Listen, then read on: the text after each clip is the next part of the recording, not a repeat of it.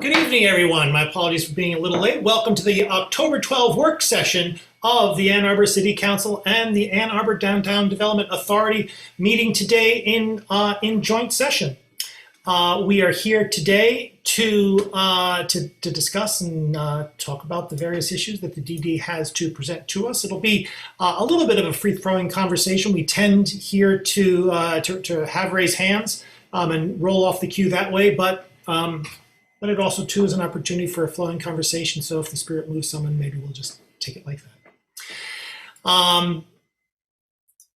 That being said, Mr. Fournier, Ms. Thompson, you have the con. Okay, we're ready to go. Or Mr. Fournier, did you have something? I do not. I was just going to introduce you, Interim Executive Director of the DDA, Maura Thompson, extraordinaire, and you have a PowerPoint presentation to provide to the council and the board, so please do proceed. Okay, I certainly do. Thank you very much. I am going to shut my camera because I frequently have connectivity issues, so nice to see everybody, and I'm going to sign off here. I'm going to share my screen.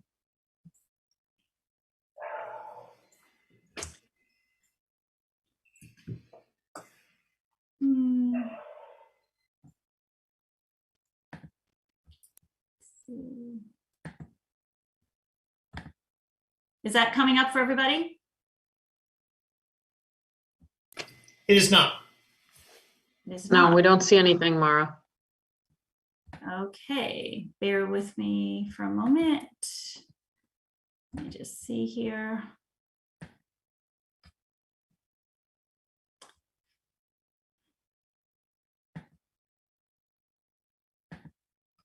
Oh, got it. Okay, sorry about that.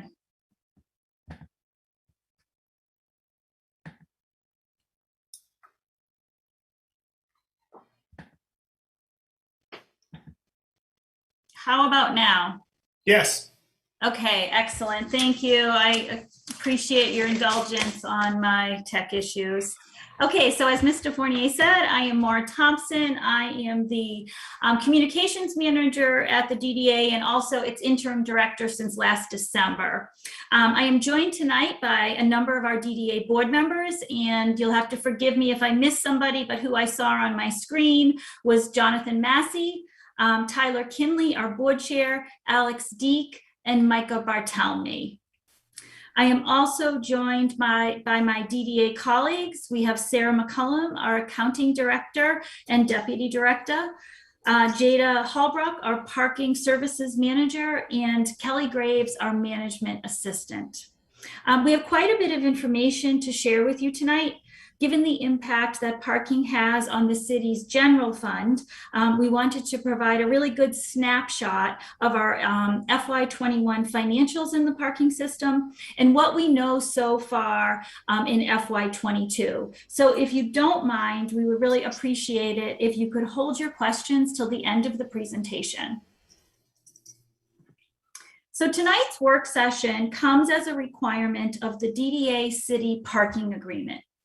It states, and I quote, as part of the annual established calendar for City Council working sessions, City Council shall designate one working session in the fall of each calendar year as a joint working session with the DDA. The parking agreement specifically requires that we review parking rate increases that have taken place in the foregoing year, and it recommends we touch on operations. We will also review the DDA's continued commitment to COVID-related support via the parking system, the FY21 year-end financials, and finally, the FY22 budget. So we'll start with those basic work session requirements with rates. So in 2018, the DDA board approved a 5-year plan establishing parking rate increases for on-street, surface lots, and permits. The last increase went into effect in July of this year, and the final increase of this long-term plan will go into effect next July, so July of 2022. And it's important to note that parking structure hourly rates were not included in this rate plan. So hourly rates in parking structures have remained constant at $1.20 an hour since 2012. When the DDA does look at rates, we look at them holistically based on the cost of operating the system, maintaining city assets, and of course, managing demand. Given the current conditions and the past 20 or so months, we are not certain what the post-COVID, post-recovery landscape will look like, but we do know that the revenue loss the parking system has experienced and continues to experience will definitely be a factor as we begin looking at rates next year. On the operations side, I would just like to highlight a few items. An RFP for a parking operator was recently issued, and proposals, as a matter of fact, are due tomorrow. The current contract with Republic Parking Services expires this June of 2022. Our parking services manager, Jada Hallbrook, worked to develop a comprehensive RFP and also an updated parking agreement to ensure that this new contract covers the breadth of services needed to run the parking system into the future. We are also very close to issuing an RFP for a curbside management study. This was a project that got put on hold due to the pandemic. Curbside use has been changing, as you probably all know, over the last several years. The first noticeable shift started when rideshare services, so the Ubers and Lyfts, really started to gain popularity. Flexible loading and drop-off zones became more desirable than on-street parking for the evening economy in particular. And the pandemic has really just accelerated and expanded that trend with the increase in curbside carryout and just delivery in general. So keeping in mind that the curbside is a public asset, the goal of this study is to create a toolkit of best practices, technologies, and strategies to manage the curbside and to ensure that we can respond quickly, equitably, and consistently as requests and needs change. And finally, on the operations side, the 5th and William lot, better known as the old Y lot, this was converted last month from a permitted lot to an hourly lot. So if you haven't noticed that, there are now 4-hour and 10-hour hourly spaces in this lot. So moving on to COVID support. The parking system continues to support many of the DDA's COVID response efforts. The curbside carryout program, which we anticipated to be in place for a few weeks when we installed the initial set of meter bags in the early morning hours of March 16th, 2020. That is still in place 19 months later. This program will conclude at the end of the year. Expanded patio dining continues. This program, allowing restaurants to expand cafes into adjacent parking spaces, is tied to sidewalk occupancy permits, which renew annually in June. The DDA is working to update the street design manual to include guidelines to establish a permanent seasonal expanded patio program. And this effort is being done in coordination with city staff. And Republic Parking Services staff, they continue to manage meter bags for the weekend street closure program, which, as you all well know, was extended until November 1st. So now we'll move into a review of fiscal year 21. But before we do that, I wanted to share this slide, which is very similar to a slide we shared with you all last year at this working session. And unfortunately, it's still very relevant today, and I thought it was important to share. So although we are all operating in this new reality, for the DDA, the basics remain the same. Our decisions are grounded in our development plan. Our obligations are very clear, and monitoring revenues and adapting expenditures will continue as we navigate what is proving to be a prolonged recovery period. So now I'd like to begin with an overview of our FY21 budget compared to actual. So a quick orientation for how this slide is organized. So vertically, you will note there are 3 sections. The blue is revenues, the orange expenditures, and then the gray is fund balance.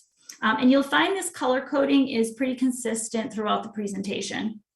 And then horizontally, the columns start on the left with FY19 and 20 actual activities, which are included for your reference. And then I'll draw your attention to the big red arrows, which are the FY21 budget and actuals. And we'll finish on the right with information about the variance between these 2 columns. And as a reminder, the FY21 budget was set at pre-pandemic levels. When the pandemic hit in March of 2020, the DDA was in the middle of preparing the FY21 budget, and in step with the city, we proceeded with these pre-pandemic numbers. So let's start with revenues, the blue. FY revenues were budgeted at $25 million, and our actuals came in at about 12.8 million, which is 49% under budget. On the expenditure side, the orange, expenditures were budgeted at 31.7 million and came in at around 14.6 or 54% under budget. We made significant reductions in response to the revenue losses. And because the DDA adheres to a very strict 20-year maintenance plan, we entered the pandemic with facilities in very good repair, which allowed us to defer most non-critical maintenance and repairs. And I think it's just a really important distinction to highlight that we were able to defer these expenditures, not eliminate them. And then on down to fund balance. Because of our expenditure response, we ended FY21 with a fund balance of 11.1 million. And we're going to talk a little bit more about fund balance at the end of this presentation. So now we're going to take a little bit of a deeper dive into revenues. The next 4 slides will represent parking fees. And the slides are basically all the same graphic. So to orient you, that yellow line reflects the FY21 budget, again, pre-pandemic numbers. The colored bars are the FY21 actuals, and the gray bars are FY20 actuals, which are there for comparison. So meter fees. In FY21, we came in just under $3 million, which is 43% of the budgeted $6.8 million. Hourly fees came in $3.4 million, representing 37% of the budgeted $9.4 million. And meter fees ended the year at exactly where we projected them, at 67% of budget, at 5.8 million compared to an 8.7 million budgeted. So when you put it all together, we landed with our total parking fees, so meters, hourly fees, and permits, at 12.2 million, which is 49% of the budgeted 25 million. So you can see, our revenues were basically cut by about 50%. So now we'll pivot to expenditures. And we'll start by looking at the FY21 expenditures as budgeted and review the varying degrees to which we can control cost categories. So where we were able to pull levers to impact scale and timing. So a breakdown of that 31.7 in budgeted expenditures. So you'll see, debt service, obviously we have no ability to reduce that. The city's 20% in credit card fees, those are based on revenues, so they automatically adjust. So as parking revenues go up, obviously city's 20% goes up, and the same with credit card fees. Grants, which is mainly our funding of the Go Pass, that is directly tied to ridership. So we have no control over that. But the areas where we do have significant control, capital improvements, this is where we have the most control. And again, getting back to keeping these facilities in good repair, we did have the ability to really pull back on some capital projects and maintenance. Operations and administration is another area where we have a decent amount of control. So now this slide is the same information, just graphically represented, which I think better illustrates the scale of these various categories. So you can see the orange and yellow pieces of this pie reflect the areas where we can have the most impact.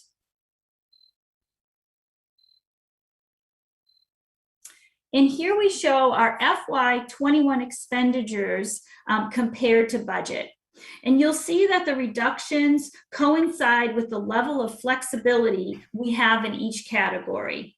So, starting at the top there, debt service, we have no ability to make adjustments there. Again, the next two categories just automatically adjust, really, as do grants with the Go Pass ridership. So you can see the final three categories: capital improvements, operations, and administration.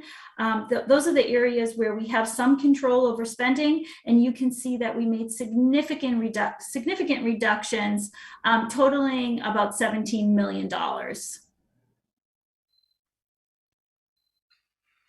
So now we'll move on to the FY22 budget. So this table compares the FY22 budget to our FY21 actual. So those red arrows is what we're looking at.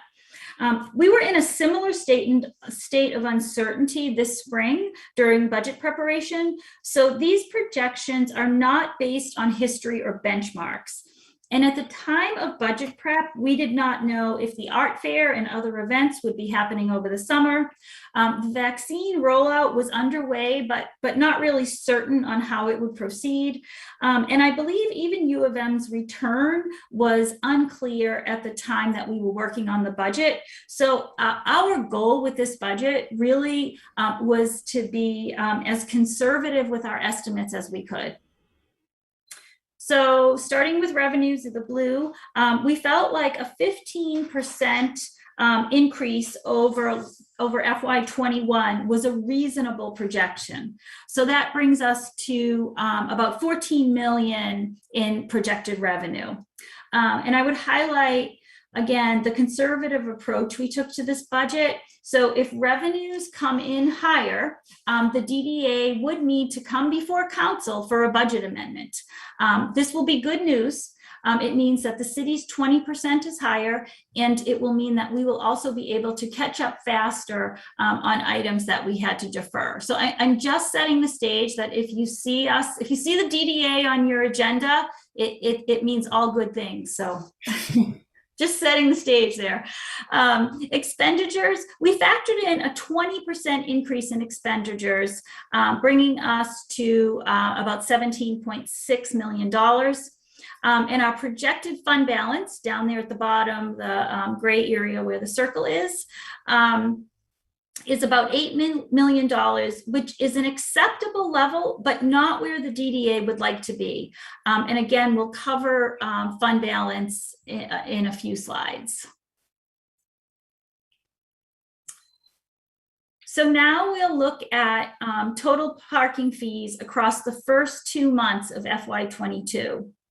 The graph on the next 4 slides will be consistent. Again, that solid yellow line represents the FY21 budget. The dotted yellow line is the FY22 budget. The solid gray bars are the FY21 actuals, and the 2 colored bars are July and August actuals.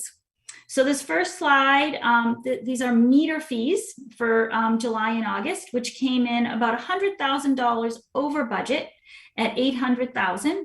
So although this is up significantly from the same period last year, you can see this activity is much lower than pre-pandemic levels at about 1.1 million, just to give you some perspective. Hourly fees. So here you see that first green bar, the big bump in July from Art Fair. Year to date for July and August, we are over budget, and we're double for the same period as last year at 1.2 million. But keeping in mind, again, during our budget prep in the spring, a determination had not yet been made on whether Art Fair would happen. And then permit fees are holding steady right about where we projected them to be at a little over $1 million. Again, still down significantly from pre-pandemic figures. We have had companies turn in permits. However, we've also had a steady stream of purchases. So the turnover has allowed our management assistant, Kelly, to work through that wait list. She's talked to hundreds of people over the last year, and there are now structures that actually have availability. And as a reminder, that wait list is updated monthly and is available for viewing on our website.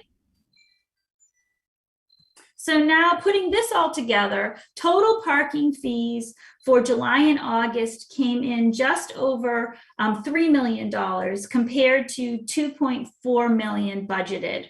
And that's about $1 million over the same period last year, but over $1.2 million below pre-pandemic levels. So although we are cautiously optimistic, with only 2 months of revenue, and one of those months being July with the art fair, it's really too soon for us to tell what type of trajectory we are on with parking fees. But for right now, we're happy to see what we're seeing.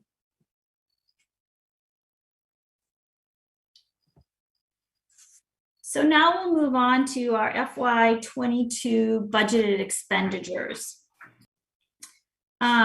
So here we're showing budgeted expenditures by category compared to FY21 actuals.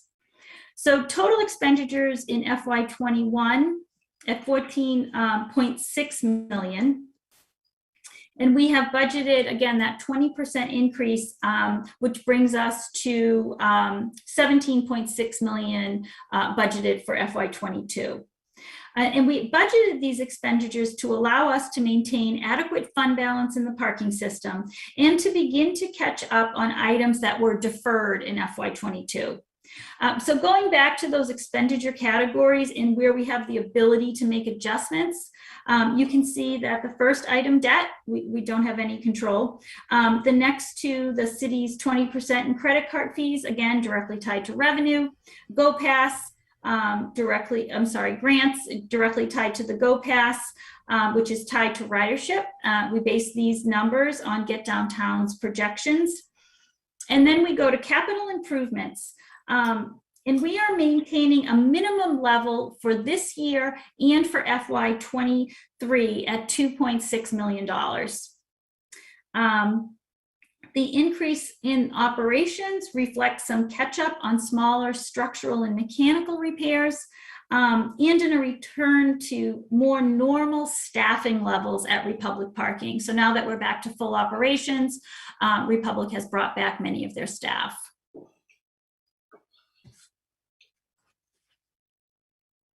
So we'll wrap up the presentation with a few slides on the parking system's fund balance. This table contains 4 years of actual activity, FY18 through 21. Then it shows 2 years of projected activity, so through FY23. And you can think of the parking system similar to a fund like water and sewer, where you have high value assets and you want to be prepared for emergencies, which could include costly repairs and or replacements. So for this reason, the DDA likes to maintain really a 40 to 50% fund balance. You can see there in FY20, the fund balance was up to 67%. And that was in anticipation of a major capital project, the addition to the Ian Ashley structure. And we were very, very fortunate with this timing. That $13 million fund balance served us very well entering the pandemic. And you can see over the next few years that balance dips, hitting its low point next year at 31%. We will be working to build this balance up to a level where we feel more prepared to weather the unexpected. So we'll be obviously carefully monitoring those revenues and expenditures. And then this is the same info from the previous slide, which is illustrated graphically. That gray line represents that change in fund balance that we are seeing. Those blue bars represent revenue, and the orange bars represent expenditures. So you can see from this graph, it's really clear that the current levels of expenditures are not sustainable if revenues do not increase. So again, all the more reason why we will be carefully monitoring what's coming in and what's going out.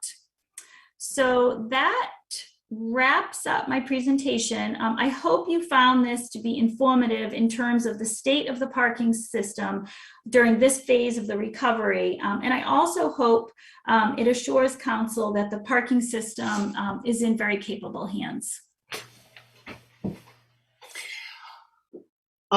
Ms. Tun, thank you so much. Grateful as ever for your joint and several work on this. Let's roll with questions or questions from council members, questions or feedback from board members, and we'll see what develops. Councilmember Omlawi. Thank you, and thanks for the presentation and the opportunity to come together. I just have I have a lot of questions, but I know we have limited time. Maybe you can highlight some of the major capital improvement projects that were deferred, the $11 million or so, shed some light on what that was. And then talking about the repurposed on-street parking program is connected with the sidewalk permits. That goes until the end of May of 2022, if I heard you right. But the bag meters for the regular pickups will end this year. Is there going to be any additional thought outreach to try to maybe sync those up a little bit? I know they kind of are related, but I guess we could take that offline. But I guess what comes next after the end of this year, because obviously we're still not out of this for these other businesses.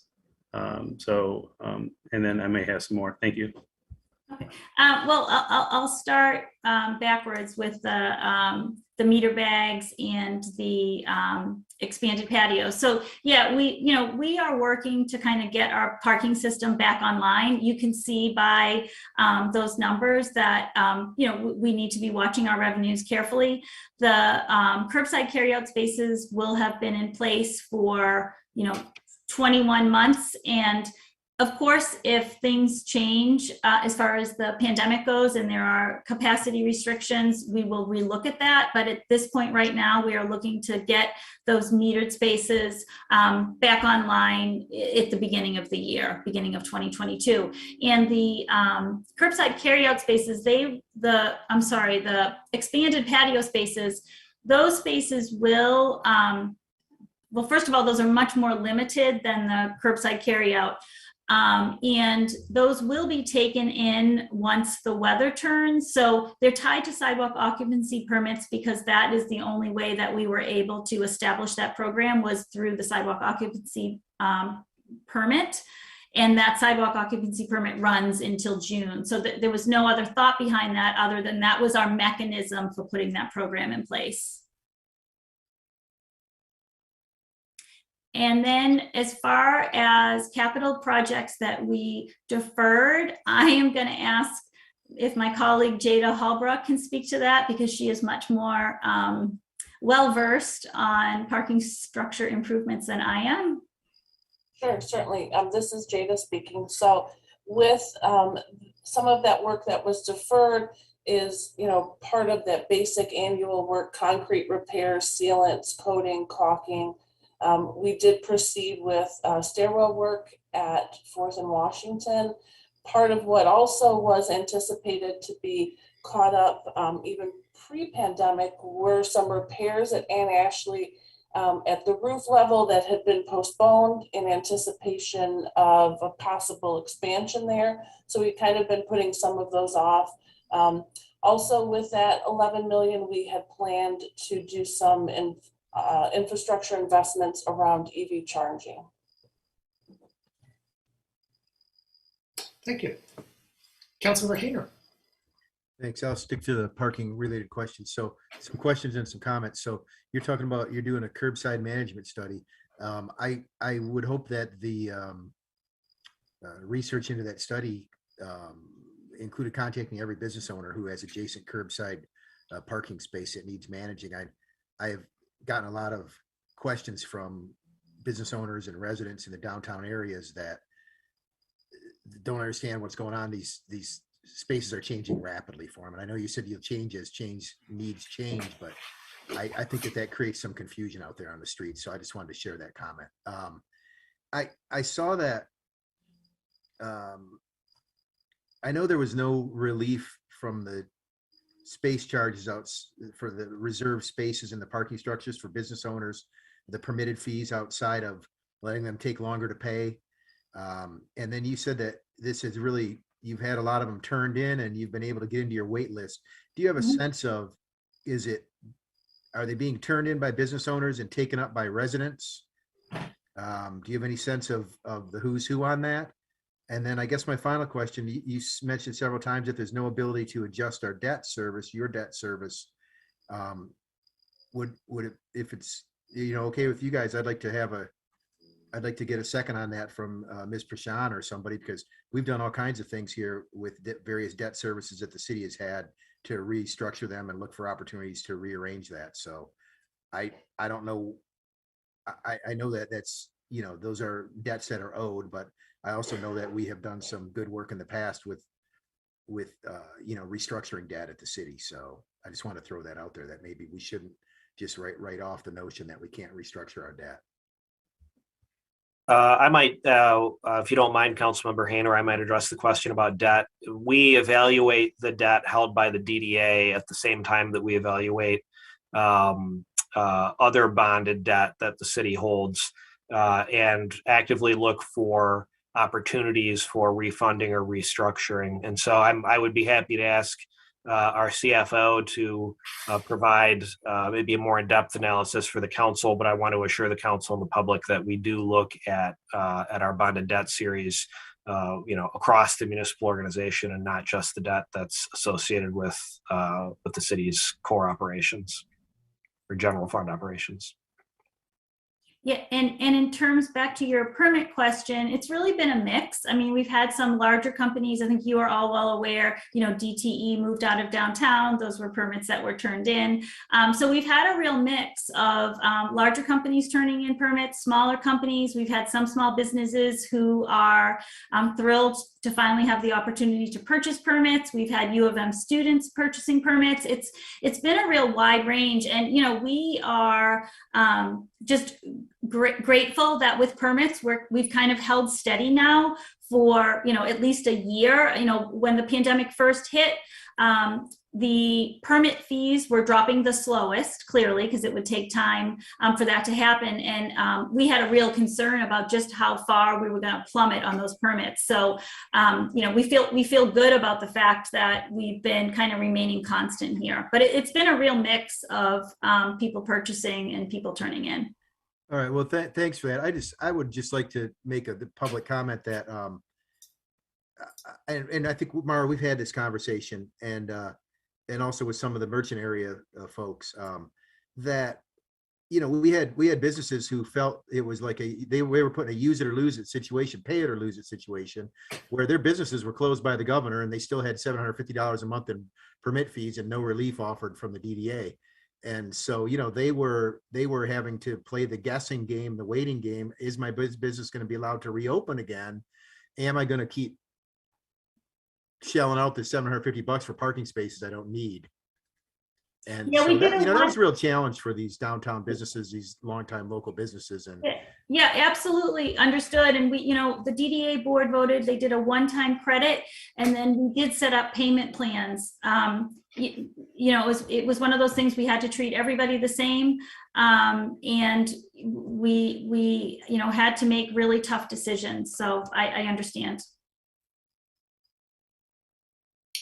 Councilmember O'Malley. Thanks on the opportunity to speak again.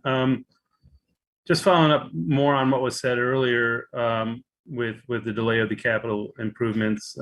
Will those, are we going to be speeding things back up to get those EV charging stations in these structures? I've been hearing from folks that are having problems finding them. They're all used, which is a good problem, but I am getting, people telling me that on a regular basis. And then I guess you can answer that as well as we are aggressively trying to recover from the pandemic and finding ways to get the cash fund balance back to a healthy level. You just said that the garages, the parking rates there have not been raised in nearly a decade. And I feel there's an imbalance between the on-street parking and the garages. And if we were to raise rates and look for funds and revenue, I would recommend examining that in the light of the inflationary pressures that we'll be all experiencing if we haven't experienced them already. And to not necessarily go after some of these programs that have been very successful for the downtown businesses and the people that come downtown. In fact, we hear and that was one of the most successful programs that the city has done for its residents and businesses was the street closures downtown. We get a lot of feedback on that. And people want to see them after the pandemic. And I just feel like the repurposing of the streets in ways helped bring a different atmosphere and a different energy downtown. And for folks that want to have slower streets and more pedestrian friendly experiences, I believe that those enhance that. And so, I would strongly suggest that we continue to look at ways that we can continue some of these programs after the pandemic so that visitors and business owners and residents continue enjoying the downtown. And we look at revenue by raising rates in the garages in lieu of. And, so I guess that's my commentary on that. And I look forward to the response to the EV charging stations. Thank you. Sure. So really good news on the EV charging stations. My colleague Jada and I have been working really closely with the Office of Sustainability and Innovation. They had some funds earmarked for EVs, and we are working with them right now. They want to take advantage and leverage the DTE rebates that are available. So at this point, we are looking to get, I believe it's 80 EV chargers in our parking system. And I know that the Office of Sustainability is looking to do that in FY22. So we're super excited about that. We've been meeting with them on a regular basis. So yes, you should definitely see, if everything goes according to plan, you'll see more EV charges, hopefully soon. So there's that. And then as far as on-street parking and that pricing, a conscious decision was made when these rate increases were decided upon back in 2018. There was this thought that keeping parking structure hourly rates constant would encourage people to go into the structures instead of driving around looking for the, free on-street metered spots after 6 o'clock. And for during the day, if you upped the price on the on-street, it would encourage people to park in the structures. But certainly next year, as we start to look holistically again at our parking rates, given the fact that garage hourly rates have not been raised since 2012. I think you're absolutely right that that's going to be an area that we look at. And then, in terms of street closures, as you well know, I know you've been a big part of this, DDA funded the street closures last year and this year.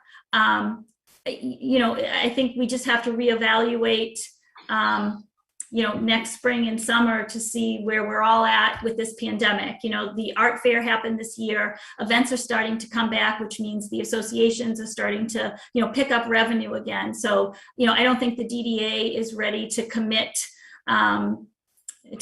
public dollars if there's availability elsewhere for those programs. And I think I may have answered all your questions, but I may have missed some, so forgive me. Councilmember Dish. Since you brought up the issue of people circling to free parking, on-street parking in downtown, I wanted to ask you what you thought about the certainly popularly unpopular notion of doing away with some of those hours of free parking in the evening to encourage people just to park in structures. Yeah, I mean, evening enforcement has been a hot topic. I started working on Main Street in 2005. It was a hot topic then.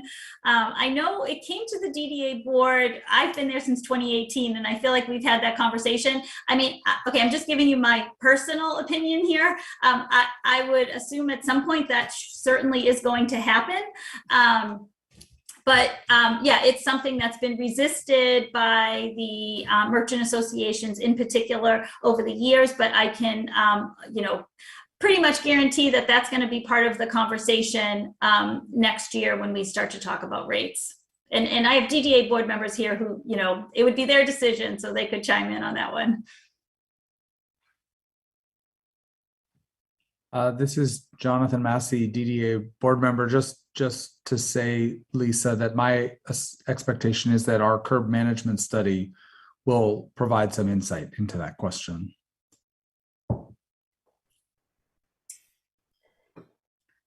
Councilmember Griswold. Thanks for the presentation.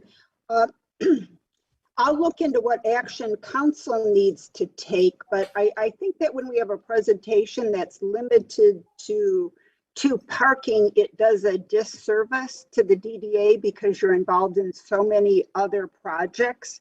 And maybe those are updated during the year, but it would be nice to hear about all of the things that you're working on. And then I have a specific question about the EV chargers. Will those be free or will we be charging for the electricity? And I'm asking as someone who owns an EV, and I'm more than willing to pay. But yeah, you bet. Great question. Yeah, we will be charging. And as a matter of fact, because the city is funding this first wave of them, and it will be a 5-year contract, the city will be, dealing with the rates and setting what those are. But absolutely charging. okay, good. Looking for all the revenue we can get. Thank you. Yep.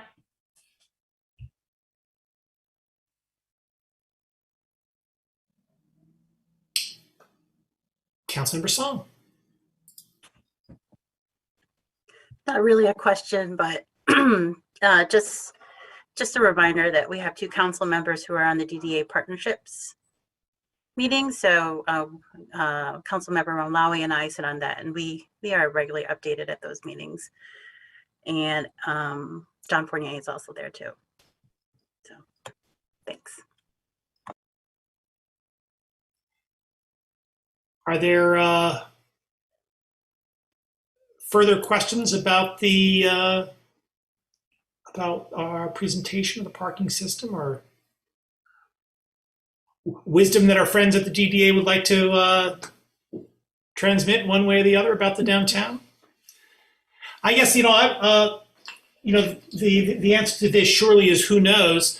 But as DDA is working with with other downtowns and looking to see, I assume from what the what best practices in the industry are as to predictions for a recovery to the system and a recovery to the commercial economy in the downtown.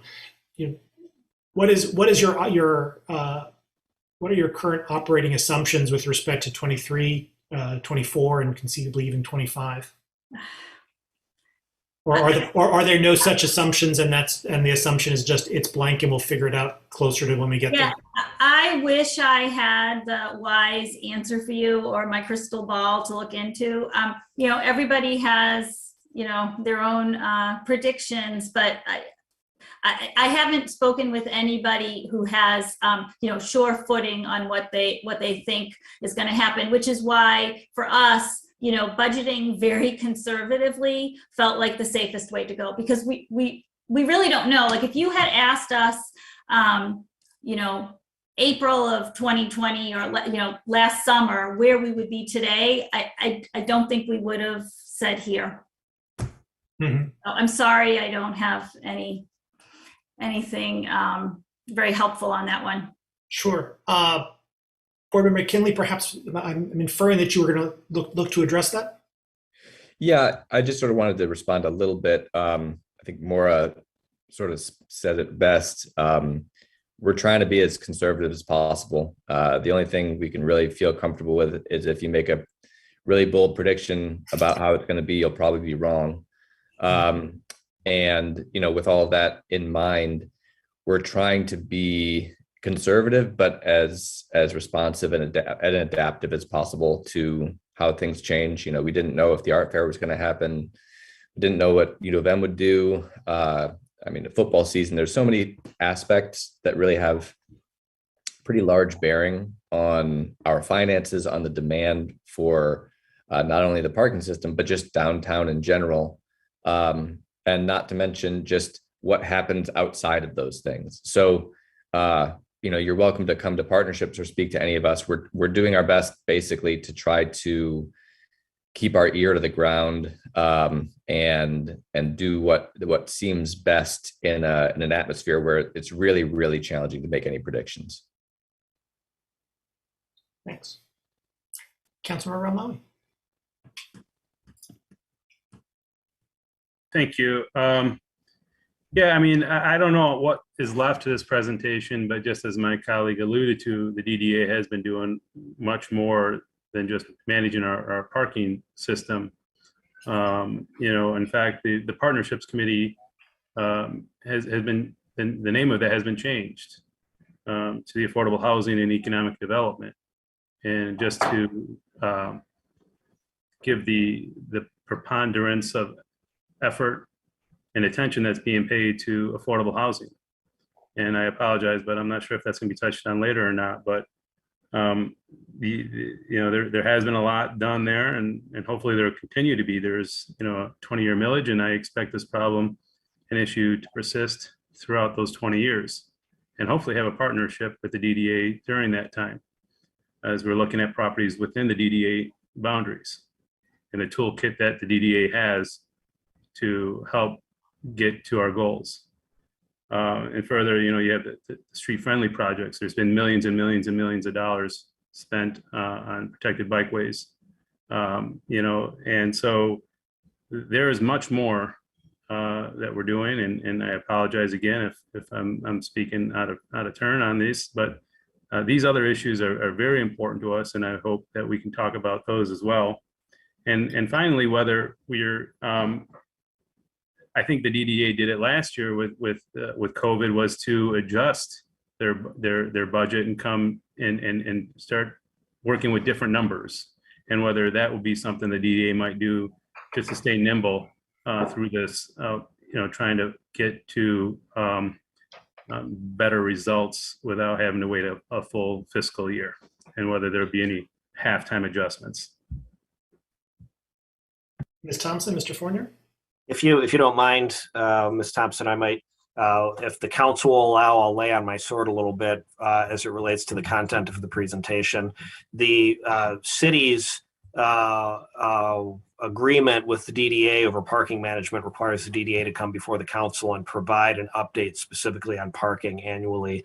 And so in keeping with past years, at the joint DDA city meeting, the presentation is generally exclusively related to parking, but the conversation between the council members and the board members covers a wide range of topics. And so we decided to keep kind of with the traditional way that the meeting is put together. However, the feedback from the council members is always appreciated, and that's something that we can work on for next year. If the council would like to see a wider discussion from the DDA in the presentation, we can certainly do that. Councilor Griswold. Yes, and I didn't mean to criticize in any way. In fact, I think council has the responsibility to widen the scope if there is interest. And I don't know if that's a resolution or just a discussion, but hopefully that will be done. And I believe we are tentatively scheduled for a work session focusing on housing early in 2022. And so there will be an opportunity to hear what's going on in the DDA area and by the DDA. So thanks. Thank you. Ms. Thompson, in response? Yeah, just a couple of quick things. Thank you, Mr. Fournier, for clarifying the content of the presentation. And to Councilmember Ramlawi's points on affordable housing, I just want to point out that the DDA continues to be committed to our affordable housing goals within this community. I think you all know we funded the closing costs on Laurie Terrace this past March. And really the biggest thing is that we work really closely with the Affordable Housing Commission. So 2 of our upcoming projects are in support of the affordable housing project. So in the summer of 2022, this coming summer, we will be installing a protected bike lane on Miller Catherine, but along with that, we will be doing infrastructure work to support the Housing Commission's upcoming project on the 4th and Catherine lot. And the same goes for the Y lot and the work we'll be doing on 4th Ave. So what we learned from the Housing Commission was the best way for us to support them was to take on this infrastructure work, which makes their projects more competitive for funding. So I just want to say we absolutely remain committed. And just one other quick thing to, I guess, a few different points. Absolutely, the DDA is, involved in a lot more than just parking. And we do have, we are required to do annual or biannual meetings, June and December. We do kind of an overview presentation. So I just want to say, not that you have to come to the meeting, but I'll make a note to at least share those presentations with all of you. You're of course welcome to come to the board meeting and hear the spiel, but I'll be certain to share the presentation. Thank you. Councilor Grand. Thank you. Thank you for the presentation, for being here with us this evening. Councilmember Dish took my question before about, evening enforcement, and I think it's related to something that I think will be helpful for our conversations in the future around housing, which is really having some digestible data that we can share about parking practices, about capacity in the system, about who's using the meters, who's using the structures, where is their capacity, which lots, say some surface lots where we're going to be building housing are some of the least used in the city, right? That's going to help us make decisions and give us data so that we can explain the trade-offs to the public, because parking is counterintuitive, like a lot of things. So if I'm hoping that at our next meeting we can have some data to talk about as well, so we can talk about the intersection of affordable housing and parking, because if there's something I'm most excited about in this upcoming year, it really is those 2 projects in the downtown around housing and our partnerships together and getting it done. Thanks.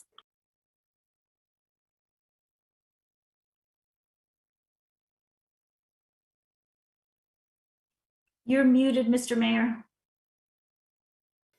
Thank you. Councilmember Hayner. Thanks. Councilwoman Grand kind of brought up a point there that I think is something we've talked about before. And I think, Ms. Thompson, maybe you could, I know it's kind of on the fly here, but the notion that parking is counterintuitive, I'm not sure exactly what you mean by that, but we take up a lot of real estate in our downtown with very large parking structures. And yet we have, on the other hand, a A20 plan that says we're trying to stop people from coming downtown with cars. And so when we have hundreds of thousands of square feet of car parking space in our downtown, how are we to push back on the notion that people shouldn't bring their vehicles downtown? And secondly, how are we to get out from under the debt service that this parking pays for? Because if I assume that's what you meant by counterintuitive, that we're actively seeking to limit automotive transportation in the downtown, while at the same time where we continue to reinvest in maintaining these hundreds of thousands of square feet of parking spaces downtown and structures, not just a street. And I know that merchants it would solve a lot of problems, like the burnouts going down Liberty Street and the, burnouts for car burnouts. I mean, there's like drag racing on Liberty Street, right? And so I think we should consider, closing off more streets to make them more social, more foot oriented and so on. But we can't do that in some streets that we'd like to because of the access to these parking decks, right? And so, I mean, from radical notions of putting housing on the top floors of our parking structures, temporary or transitional housing, to doing away with them completely and replacing them with something that has more utility. What are we looking at for a long range picture here to get to the heart of this kind of struggle we have? We're not going to get rid of cars as long as and you even ask merchants, I know you know this, Ms. Thompson, that merchants say, hey, we get emails, fully half of our business, 3/4 of our businesses, people that don't live here driving in, people that come into town for a weekend or an evening or an afternoon for an event or shopping or whatever. And that's how they've chosen to live, outside of the city, and use our city as, a shopping destination, a dining destination, and so on. What are we doing to figure all this out? Well, I mean, I'll say a few things. I don't know if I'll actually answer your questions, but I'll try. First of all, the DDA parking is one component of a larger transportation system, right? So which is one of the reasons why we funded the Go Pass for over 20 years and work closely with our partners at the AAATA. So, we recognize we want to encourage people to take multiple modes of transportation. It's why we invest in infrastructure for our bike lanes. To make our infrastructure more accessible to more riders. So the DDA, although we're charged with managing the parking system, we really do look at it from a perspective of a full range of transportation options. And I would say that the work that the Housing Commission is doing right now in looking at city-owned properties is this wonderful first step in transforming some of these properties into something other than use for parking, right? So we've got, two right now, the Wylot and 4th and Catherine that are, getting pretty close to ready to go. The Housing Commission continues to look at other surface lots. So, I don't think we're going to solve this all at once. I think it's going to be piecemeal. So I think we're working on those surface lots, which is fantastic. And then, these are city assets. So our job is to maintain them and run a system as efficiently as we can, but they also have a lifespan, right? So these parking structures have a lifespan. So I think once we start getting to a place where they are coming to the end of that, and who knows where we'll be transportation wise, but we'll continue to look at that. But I think it's hard right now with the reliance that we know, customers, employees, people are still driving cars. And we need a place to put them. But I think we're moving in the right direction with the work that the Housing Commission's doing and the city's willingness to turn those surface lots into something much more useful that benefits our entire community. So I hear you, and I think we're all working towards the same goal. Because we do analysis of what's necessary to maintain these structures, right? Is is it a small matter to say, here's the order in which if we were to back off of our continuous maintenance program, which I don't recommend for these Yeah. public assets, just like I wouldn't recommend it for the, the medical center bridge. Do we, I mean, could you order it like, is Ann Ashley going to be the one that comes down first? Is, which one is going to be aged out first? Do you suppose? Which one's the oldest in the worst condition? Yeah, I'll be honest, I'm not sure which one is the oldest. I haven't been around Ann Arbor long enough to know which is the oldest. I think, Councilmember Hayner, you're asking a lot of really critical questions about our parking system and the parking assets, and I think you've pointed out a really important issue as we kind of look at our A20 plan and our transportation plan and realize the implications of those plans. It does overlap with questions about the size and scope of the parking system we operate downtown, but I think that before staff could really start providing those kind of recommendations, it might be good for policy direction on that from the council about, what are your thoughts? What kind of things should we be prioritizing on the staff side as we consider the impact of these other plans that certainly nibble at the question and talk about these transportation issues, but don't really take the issue of parking downtown head on. And so I might offer that to the conversation. Board Member Bowman.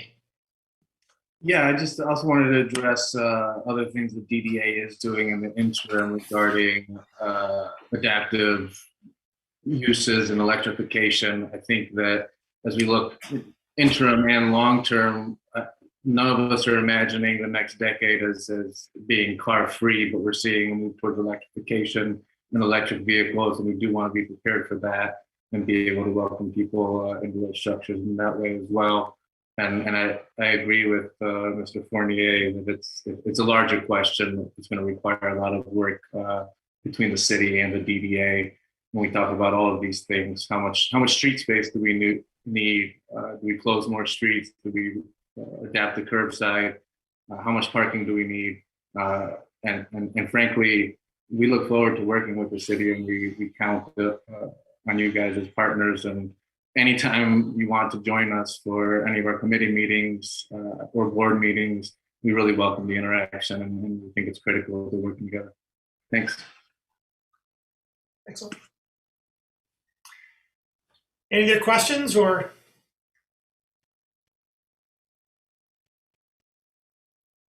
Anything? All right. Well, I guess I'll just I'll close it up. The purpose of this this conversation, of course, was to meet our common obligations, our obligations, which are our pleasure, to have this joint meeting to talk about the parking system. But I'm also glad that we did have an opportunity briefly to touch upon many of the other good and excellent things that the DDA does for and with the city every day. Obviously, the DDA's focus is on creating economic development and infrastructure in the downtown, and the parking system is an incredibly important part of that. But they are a constant partner with respect to housing issues, with above ground and underground infrastructure issues, to transportation system optimization with particularity, our various bikeways that are so popular and increasing. And so I'm grateful to you all on the staff side and you all on the board side. We rely upon you to do a lot of the good, quiet, critical work in the downtown, and that's what you do on the regular. And so, so thanks. All right. I lost my agenda, and I shouldn't have. I have too many. I have 3 agendas today, and I lost this one. I think we're just at adjourn. Is that right? Would someone help me out? Mayor, we will have public comment and then communications from council. Very good. My apologies. All right. We now come to public comment general time. Public comment general time is an opportunity for members of the public to speak to council and the community about matters of municipal interest. To speak at public comment general time, one need not have signed up in advance, but to speak at public comment general time, you should enter the number on your screen. That is 877-853-5247. 877-853-5247. Once you're connected, please enter meeting ID 942-1273-2148. 942-1273-2148. Once you're connected further, please enter *9. *9 to indicate that you wish to speak. Our clerk will identify you by the last 3 digits of your telephone number when it is your turn to speak. When it is your turn to speak, you'll have 3 minutes, so please pay close attention to the time.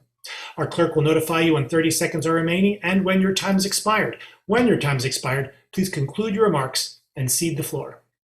Is there anyone who'd like to speak at public comment?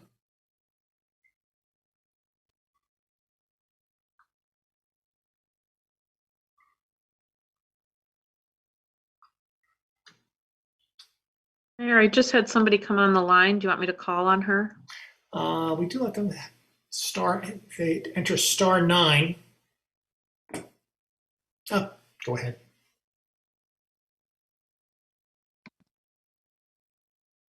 Ann Bannister, did you have a comment? Hello, hi, former council member Ann Bannister calling in. Thank you, Mara Thompson, for that great update on things. I just had a couple comments. One, I don't know if you all have observed, but I'm frequently walking past pedestrians hovered around those Republic kiosks trying to figure out how to pay for their parking. And they're swearing and they're frustrated. And I've just got to imagine that if I was a downtown merchant, I would be concerned about those kiosks because people struggle so much to figure out how to pay them. I think they're a negative to people coming downtown. So that was one suggestion. I think we don't have good customer service surveys on that. The other topic was the center of the city. And I want to thank, again, Councilmember Erica Briggs for helping to get the funding, and Councilmember Dish for coming down to tour the community garden, and all the different Councilmember Griswold and Councilmember Hayner and everyone for helping the center of the city. What we still need, though, we're looking to partner with the DDA to get some permanent seating, some Wi-Fi, perhaps in shared use with the public library, some public toilets, those sort of things. I mean, yesterday, Sunday, it was beautiful downtown, and all of the folks who could afford it were eating out at our nice restaurants. But there was a whole bunch of other people who would have been sitting at the center of the city had there been a bench and a drinking fountain and some Wi-Fi. And so I hope that the DDA will give more serious thought to helping fund some of those basic amenities at the voter-approved charter amendment for us to have a center of the city like so many other great cities around the world. Thank you. Good. Thank you. Is there anyone else who'd like to speak at public comment? Mayor, I don't see anyone else on the line. Thank you. Seeing no one, public comment is closed. Are there communications today from council? Councilmember Omani. Thank you. I just wanted to thank the volunteers who serve on the DDA and our other boards and commissions while I'm at it. Spending a lot of hours away from their family, friends, and other interests to serve their community. And I just wanted to say thank you for the members here tonight and the other members that couldn't attend for their service to the city. Councilmember Griswold. Yes, I want to say thank you. And also I have an ask. Obviously, if you're serving on the DDA board, you care about our downtown area. And so I would encourage you to report streetlight outages, to report where you see standing water in crosswalks. and other opportunities for improvement that aren't necessarily under the responsibility of the DDA, but reflect on the the reputation of our downtown area. And please use the A2 Fix-It application. I know that 2 years ago, we had over 50 streetlights that were out in the downtown area. And one of the reasons is people who live downtown don't have the same ownership of their area the way a residential neighborhood would. So please step up and report those issues so we can get them taken care of as quickly as possible. Thank you. Councilmember Song. The AADL has expanded their hours since October 1st from 10 a.m. to 8 p.m. So that includes our downtown branch. And I know that the library at all locations has expanded their Wi-Fi coverage since the pandemic started. And that was really primarily in support of folks who needed to sit in parking lots and access Wi-Fi while schools were closed. So I think Councilmember Grant and I actually have a nice map of where Wi-Fi coverage has extended to our parks and parking lots. Thanks. Councilmember Hayner. I just want to announce that this Saturday, October 16th at 1 p.m., there's going to be a harvest festival at the Northside Food Forest, which is up at Leslie Park off of Leslie Park Circle by the various tennis courts and so on. And it's our first annual event, and it's kind of a celebration of all that's been accomplished up there in the last year or so. And so I just want to throw that out there as a public invitation. Everyone's welcome. There's going to be various musical acts and, learning about various herbal medicines and plant, everything that's in the garden, tours of the garden and so on. It's been coming along pretty good up there. It's really an interesting project. And I think it's going to serve as a model, not only for other locations and neighborhoods in our city, but in other cities as well. So just that's this Saturday, October 16th at 1. Thank you. Further communication from council? Have a motion to adjourn, please move by. Councilmember Griswold, second by Councilmember Lowry. Discussion? All in favor? Opposed? We're adjourned. One and all. Thanks so much.